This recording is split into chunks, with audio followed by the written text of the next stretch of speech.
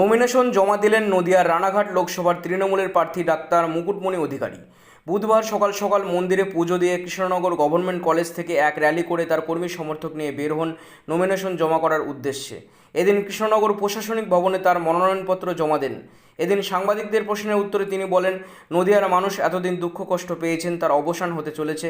বিরোধী প্রার্থী সম্পর্কে তিনি বলেন, সমাজে তাদের কোনো গ্রহণযোগ্যতা নেই। জয়ের ব্যাপারে সাধারণ মানুষের বিপুল সমর্থন থেকে তিনি অনেকটাই আশাবাদী। রানাঘাট লোকসভায় বিজেপি এবং জগন্নাথ সরকার থেকে সাপ মুক্তির মনোনয়ন। মতুয়া ভোট বিজেপির দিকে থাকে, এবার কিছুটা ঘুরবে। মতুয়ারা সবসময় আমার সঙ্গে ছিল এবং সমস্ত ধর্মের সমস্ত মানুষ রাজনীতির উঠে উঠে আমার সঙ্গে আছে। সিএ নিয়ে কি বলবেন? সিএ বিজেপি এবং বিজেপির সাংসদরা তারা পশ্চিমবঙ্গ তথা ভারতবর্ষের সমস্ত মতুয়া হিন্দু উদ্বাস্তুদের সাথে খেলা করেছেন। 2003 সাল থেকে খেলা চলছে। যখন কেন্দ্রে বিজেপির সরকার, জোট সরকার, এনডিএ সরকার, তখন ওরা সিটিজেনশিপ অ্যামেন্ডমেন্ট বিল এনেছিল, অর্থাৎ নাগরিকত্ব সংশোধনী বিল, কালা কানুন বলে তার বিরুদ্ধে আন্দোলন করেছি দীর্ঘ 21 বছর। নিঃশর্ত নাগরিকত্বের লক্ষ্যে 5 বার মতুয়া হিন্দু উদ্বাস্তুরা বিজেপিকে ভোট দিয়েছে। কিন্তু সিএ যে রুলস ফ্রেম হয়েছে সেটা নাগরিকত্ব কেড়ে নিয়ে তাদেরকে আবার বাংলাদেশে পাঠানোর চক্রান্ত। তাহলে বলছেন বিজেপি কি মতুয়াদের সাথে বিশ্বাসঘাতকতা করেছে? দেখুন, পৃথিবীতে প্রত্যেকটা সম্পর্ক গিভ অ্যান্ড টেক। বিজেপি কে মতুয়ারা হিন্দু উদ্বাস্তুরা এত বছর ধরে দিয়েছে, তাদেরকেও নিঃশর্তভাবে নাগরিকত্ব দেওয়া উচিত ছিল। মতুয়ারা সমস্ত শিক্ষিত সমাজ, সুশীল সমাজ, সমস্ত ধর্মের বর্ণের মানুষ কিন্তু এই সিএর চক্রান্ত সম্বন্ধে ওয়াকিবহল। এসএসসি চাকরি তালিকা বাতিল নিয়ে কি বলবেন? দেখুন, কালকে থেকে তো খবর দেখার সময় পাইনি, ডিটেলস আমি জানি না। এদিকে বিরোধীরা বলছে রাজ্য সরকারকে ধাক্কা দেওয়া হয়েছে লোকসভা ভোটের আগে, কি বলবেন? ডিটেলস খবরটা আমি জানি না। প্রভাব পড়বে?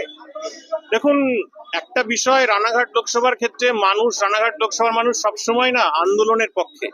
দীর্ঘ 5 বছর ধরে এই রানাঘাট লোকসভায় যে অনুন্নয়ন, মানুষের সাথে ধোঁকাবাজি এবং মানুষে দ্বন্দ্ব লাগানোর যে অপপ্রয়াস বিজেপি, তার বিরুদ্ধে কিন্তু ভোট হবে। জিতলে আপনার প্রধান বড় কাজগুলো কি ভেবেছেন, কি করবেন? যেটা জগন্নাথ সরকার, বিজেপির বিদায়ী সাংসদ, কেন্দ্রের সরকার থাকা পক্ষেও তারা কিন্তু পারেনি। তা সত্ত্বেও তারা চূর্ণী নদীর সংস্কার করতে পারেনি। 42 কোটি টাকার চোতা দেখিয়েছিল, কিচ্ছু কাজ হয়নি। তারা তাঁত শিল্পীদের জন্য কাজ করবে বলেছিল, কিচ্ছু কাজ হয়নি। এলাকার উন্নয়ন হয়নি। বর্ডার সংলগ্ন এরিয়া এবং 0 পয়েন্টের মধ্যে যারা ভারতবাসী আছে তাদের কথা তিনি একবারও বলেনি, তাদের সাথে দেখা পর্যন্ত করেনি।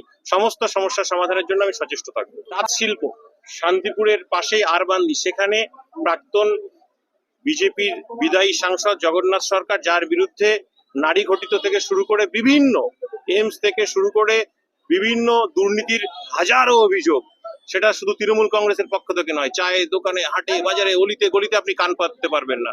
তারা কিচ্ছু করেননি। শান্তিপুরের কাছে থাকা সত্ত্বেও, ফুলিয়ার কাছে থাকা সত্ত্বেও তাঁত শিল্প নিয়ে একটা শব্দ ব্যবহার করেনি। সেই জায়গায় দাঁড়িয়ে মমতা ব্যানার্জি তাঁত শিল্প এবং অন্যান্য শিল্পের জন্য প্রায় 750 কোটি টাকা নদিয়াতে বিনিয়োগ করেছে এবং অনেক কাজ এখনো বাকি। আমি সেই বিভিন্ন স্টেজের কাজগুলো করব।